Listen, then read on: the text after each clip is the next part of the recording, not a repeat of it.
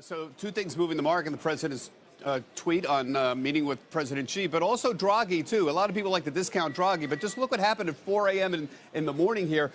We're down. All of a sudden, Draghi comes out and starts talking very, what would be say, dovishly, but bullish for the markets overall. And suddenly we move up here. And here's this move up here, just the recent move up. So we're less than 20 points from a new high on the S&P 500. Take a look at the sectors that move. Today it tends to be those trade-related sectors. So China stocks, the MCHI is moving. We've got metals and mining that are moving, semiconductors. These are trade-related names. Lagging healthcare, which has been a laggard all year. Banks also, of course, on the low interest rates. Take a look at the new highs. I keep waiting for new highs to break out, but we don't see a lot of them yet. And I think the reason this is happening, here's a small number, is because a small group of mega cap stocks, the Googles and the Amazons of the world, have really been the forces that are powering the S&P 500 to new highs. So you can have a lot of companies just below new highs, not quite making it there. We'll see what happens. Everyone's obsessed with Beyond Meat. Yes, it was $25 on May 1st, and it went public. And we are now approaching close to an $11 billion market cap on Beyond Meat. But I think the question is, where is it compared to everything else? It's on the lower end of the S&P 500. It's not in the S&P 500,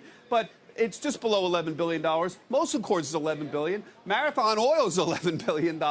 Comerica, one of the big super regional banks out there, is $11 billion. This is far big. It's twice as big as Macy's is. It's far bigger than Nordstrom is. So just to give you on a comparative level how far it's come, this is a little silly in my estimation, but you can see the numbers here. Some well-known companies now equal or dwarfed on the size of that. There's Beyond Meat. Remember, it went public at $25. That was on May 1st. Elsewhere, I think you should not pay so much attention to Beyond Meat. Look at what the S&P 500 is doing and what is moving the S&P 500, because that's what I care about, because that's what most people own, is the S&P 500. So we're up 15% of the year. So on the 15% of the S&P, what's really moved it forward? What's pushed us up this year? Take a look. Microsoft is 9% of the gain in the S&P 500. One company is 9% of the S&P's 15% gain. And my thanks, by the way, to DataTrek, my friends over there, for providing this information. Apple is another 5% of that 15% gain. Amazon's 5%. Facebook is 5%. So four companies put this all together, 8, 13, 18, 23, 24% of the gains of the S&P 500 are four companies. The other 496 companies in the S&P 500, well, they're the other 76%. Why am I bringing this up? Because a small number of super cap stocks, including, by the way, Google, which is another 1% here, they're the ones that really matter, not Beyond Meat. They're the companies that are powering forward, and the market's not going to go anywhere without these big tech names. So that's why we watch these names and why they're so important. Elsewhere, Bank of America Merrill Lynch has a monthly survey of global fund managers, 230 around the world. This is widely watched, partly as a contrary indicator.